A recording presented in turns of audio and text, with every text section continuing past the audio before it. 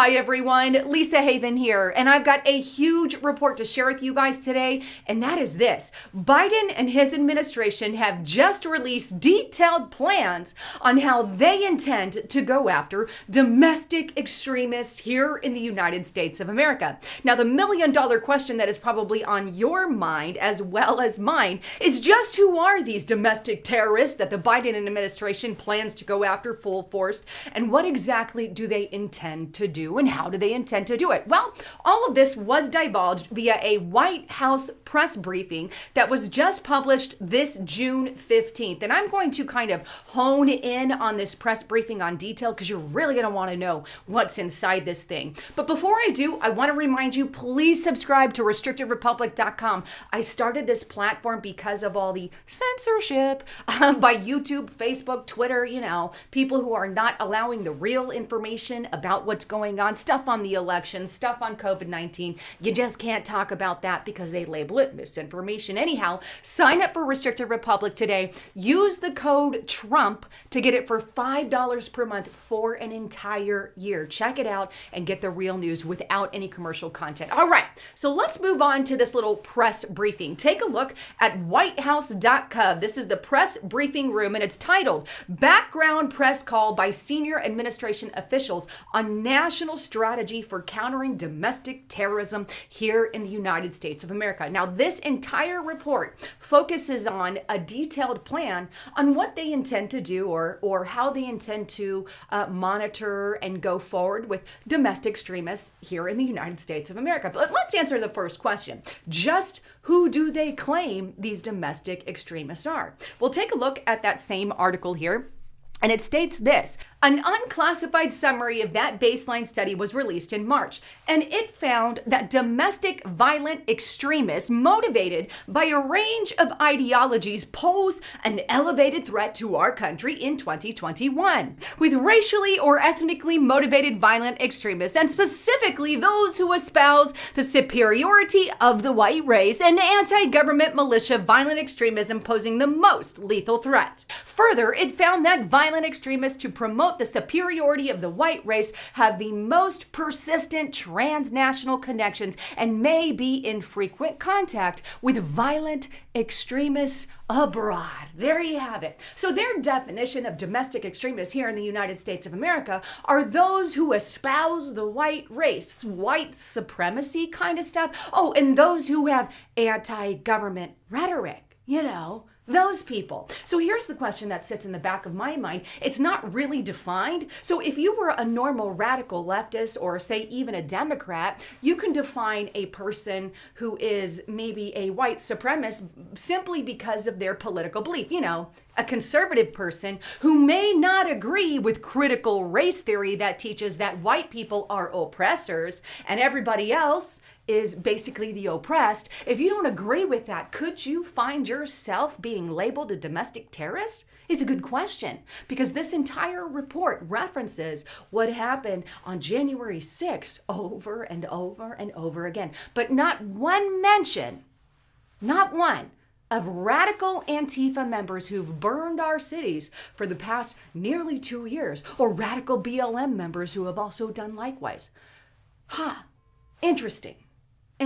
They have done more damage to our country, and not one word in this report. I get the eerie feeling that this is an open-ended idea of domestic extremists that could lead into the direction of, conservatives and Republicans way more than any Democrat or leftist, because it really fails to mention anything on that side. But don't worry. They make it very clear in this report that it's neutral of their own accord, of course. Not just that, I'm quite curious how much money are they going to be throwing at such programs? We'll take a look at a little bit further on in this report, and it says this: for the first time, the Department of Homeland Security has designated domestic violent extremism as a national priority area within the Department of Homeland Security grant program. And that means that more than $77 million will be allocated to state and local and other partners to prevent prevent, protect against, and respond to domestic violent extremism. But that's not all. There's also more money. Take a look a little further in the report. U.S. attorneys' offices and FBI field offices across the country have formally made domestic terrorism a top priority and are tracking comprehensively domestic terrorist-related cases, reallocating or requesting appropriate funding and resources as needed to target that threat. That includes over $100 million in additional resources for the Department of Justice, for the FBI, and for the Department of Homeland Security that are included in the presidential's fiscal year 2022 budget.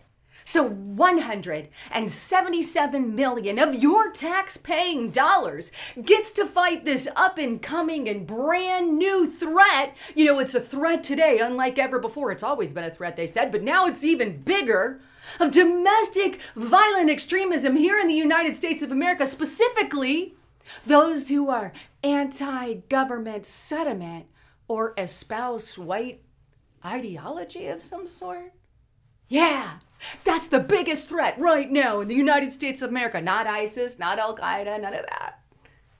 You know, it's so interesting. It really gets me thinking, who, if the threat is so big, right, they must be talking about something other than just, you know, the Ku Klux Klan or some bad organization, right? It's got to mean more. You know, it's so open-ended again, and they're throwing all this money towards this, fighting this domestic terrorist monster. But just what are the things they plan on doing? Are they going to make lists? Are they going to ask family members to turn in each other? And again, are they going to actually answer the question of who really is the domestic terrorist? Because they seem to insinuate that it was the people at the Capitol 6 riot.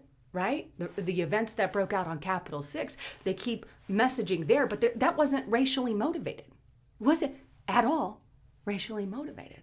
Gets you wondering, right? But here's what they intend to do. They want family members to turn each other in. Take a look again at this White House briefing here, and here's what it says. I would just note that one of the things we're talking about is the need to do something in this space, like the see something. If you see something, say something concept that has been promulgated previously by DHS. This involves creating context in which those who are family members or friends or even co-workers know that there are pathways and avenues to raise concerns and seek help for those who they have perceived to be radicalized and potentially radicalizing others towards violence. There you have it. If you see something from a family member or a friend or a coworker, you better say something. If that friend, family member, or coworker doesn't agree with leftist radical ideology like critical race training, then maybe you should turn them in. Hey, you know, if you're white and you don't believe that you're the oppressor of the world, then hey, could that land you on a terrorist? Well, nobody really knows the real definition of that thing. But I mean, creating a tattletale society, that sounds a lot like what happened in Germany or the old Soviet Union or what's happening right now in China with their social credit score system. You know, you get good points from the communist Chinese for turning in your neighbors. But that's not all they plan on doing. In fact, they also plan on working with Facebook, Twitter, Google, YouTube, you know, the big tech conglomerates. Take a look at the White House press briefing here, and it says, one of the principal tools now at our disposal is our decision to join Christchurch call to action to eliminate terrorist and violent extremist content online. This is an international partnership between governments and technology companies that work to develop new solutions to eliminating terrorist content online while safeguarding the freedom of online expression. So there are a number of ways in which we're trying to augment our efforts to get at that challenge. One is by enhancing, augmenting the information sharing the government does with tech companies so as to facilitate their more assertive, voluntary enforcement of their terms of service on their platform to protect other users from those who might pose threats of violence. Now, I'm all against violence of every kind, right? I've always been against all of that. I don't believe in that. We can go to the ballot box, we can vote, we can make our voices heard, we can stand up and protest, but I'm not for violence in any way, shape, or form. If that's who they're going after, great. But I get this eerie feeling that there's so much more than that. And here's the problem. This proves that there is a unified, loving relationship between big tech companies and the Joe Biden administration and the governments of the world. It says that they can voluntarily get them to do their bidding. Hey, isn't that, kind of stuff like illegal? Just saying.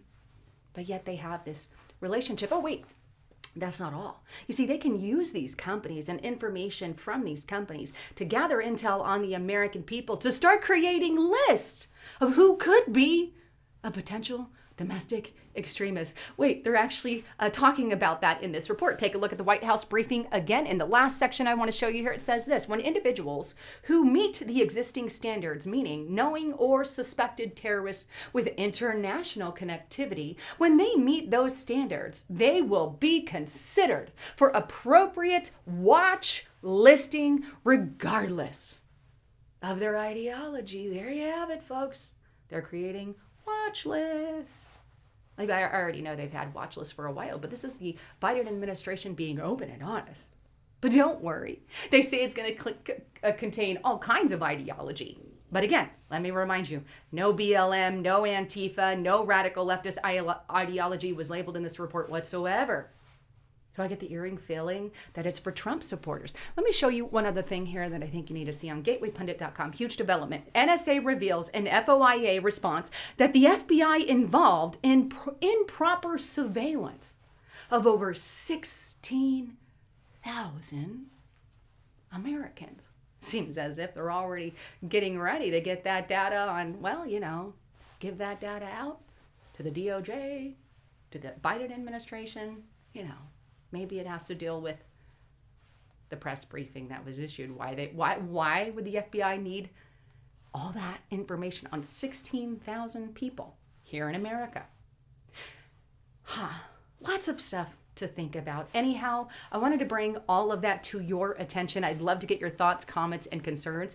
With that, please don't forget to check out my partner at healthwithlisa.com. If you guys have not tried this collagen, I really encourage you to try it out. I mix it in my coffee, and I even put it in my shakes every morning. If you have a shake, you can do that. I do more or less the coffee, but every once in a while I'll have a shake. It mixes in really well. It is tasteless, and it has 5 different types of collagen, and it really helps your hair, your skin, and nails. And I myself, this thing has done amazing things, and I would not back them unless I actually use them and support them. So you can check it out now for up to 51% off at healthwithlisa.com. So support those who support me, and just help keep me alive here on YouTube, because they've obviously took away my monetization. I love all of you. Thanks again for tuning in. I'm Lisa Haven, signing out.